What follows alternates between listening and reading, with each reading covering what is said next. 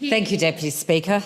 Well, the Albanese Labor government has been steadfast in delivering for Newcastle, creating more than 20,000 new additional jobs, easing cost of living pressures for families, investing in skills and training and addressing key infrastructure needs. Labor's commitment to our region for today and into the future has never been more evident. Our government's most significant achievements have been our focus on creating jobs, driving the transition to net zero in a methodical and orderly manner, and providing economic stability. Through major investments in clean energy, Newcastle has become a hub for innovation in the transition to renewable energy. As Australia's largest regional economy, Labor knows the pivotal role Newcastle will play in our plans to build Australia's future. Labor's ambition for a future made in Australia is clear. We want Australian workers to make more things here. To do that, we need to train Australians for that future. And that's why we're investing in education, research and development, opening the doors in university and TAFE to ensure our country has the skills we need to reach net zero and build our future here in Australia. Labor's free TAFE has already given 600,000 Australians the chance to learn new skills for new jobs at no cost. And as we move to a net zero global economy, Newcastle is leading the charge in transitioning to a cleaner, more sustainable economy, ensuring that workers are not left behind. And that's why we're locking in a further 100,000 free TAFE places each and every year. But we aren't stopping there. Labor is also investing a $65 million net zero manufacturing centre of excellence at Tighes Hill TAFE, a game changer for our region. This TAFE Centre of Excellence will play a pivotal role in building new net zero manufacturing skills for workers in our region. With this new facility, we will be able to grow the workforce to support the renewable energy industry of tomorrow, to build on the partnerships between TAFE, universities and local industry, and drive down power bills because we know that renewables are the cheapest form of energy, and getting more into the system sooner will bring down prices. We've also just delivered almost $21 million for a new future industries facility at the University of Newcastle, which will bring together students, small and medium enterprises and community to test and scale up new technology and upskill people in Australia's energy, resources and manufacturing sectors for this net zero economy. These investments into Tighes Hill TAFE and to the University of Newcastle's future industries facility, coupled with our investments in renewable energy projects like offshore wind, solar, green hydrogen, ammonia and aluminium, pave the way for a bright future for Novocastrians and position us as a leader in the industries of today and tomorrow. Work is underway on the Clean Energy Precinct at the Port of Newcastle, which is backed by a $100 million upfront investment by the Albanese Labor government. Significantly, this precinct will repurpose a 220-hectare industrial site on Kooragang Island that was once destined to become another coal loading terminal. Instead, it will now be used to facilitate clean energy, its production, the storage, the transmission, the domestic distribution and international export. And the Clean Energy Precinct reached a major milestone in October last year, signing agreements for key design work and environmental impact studies covering electrical infrastructure, water services, general infrastructure, storage, berth infrastructure and pipelines to the berth. And now a formal advisory agreement has been signed with global leader Mitsubishi Heavy Industries. The Clean Energy Precinct is a major economic boost for our region. The exciting potential of new industries like offshore wind and green hydrogen and ammonia to shift our region's economy to net zero and position us as a global lead, really, in new energy cannot be overstated. Newcastle and the Hunter, we've powered Australia for generations, and this project makes sure that we'll continue to do so for many generations to come.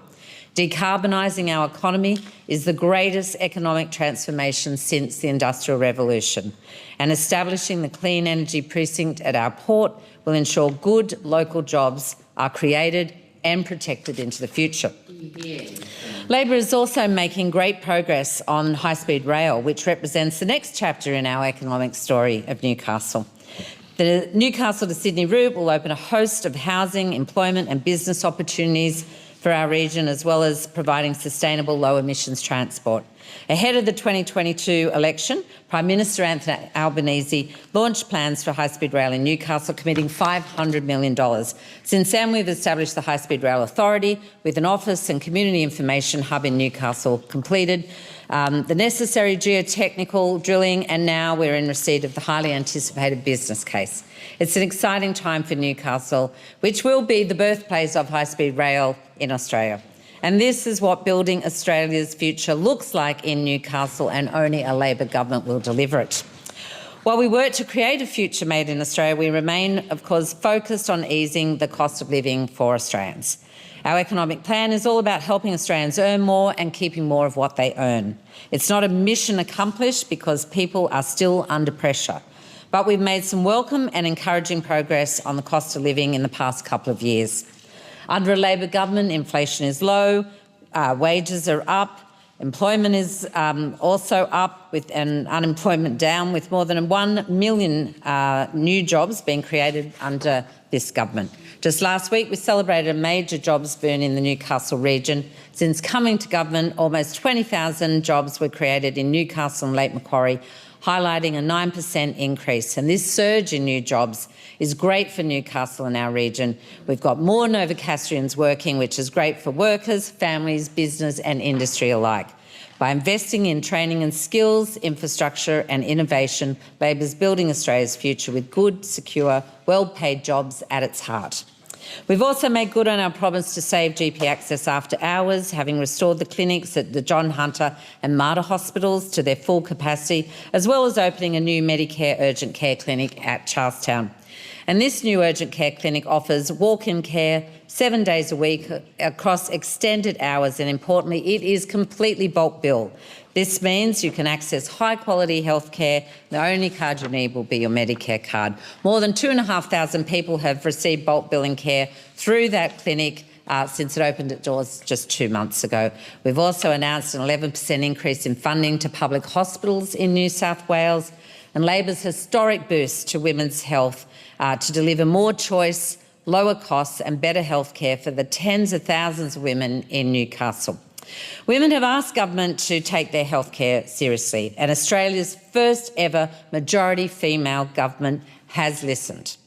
Labor's investment of more than $500 million will save women and families thousands of dollars across their lifetime.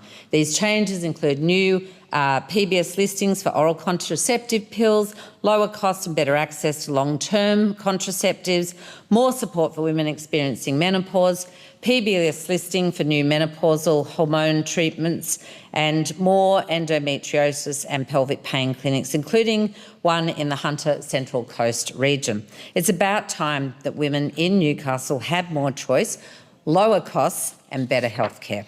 And only Labor can be trusted to protect and strengthen Medicare. We know there's more work to do, and we're working hard to improve our system each and every day. The Albanese Labor government's also easing cost of living pressures for students. We've already fixed the student loan indexation formula, which cut $3 billion in student debt, with most students receiving that credit or refund in December last year. But we're going a step further. A re-elected Labor government will cut a further 20% off all student loan debts, wiping around $16 billion in student debt for around 3 million Australians. In Newcastle, that means the average deduction of around $5,700 for more than 25,000 students.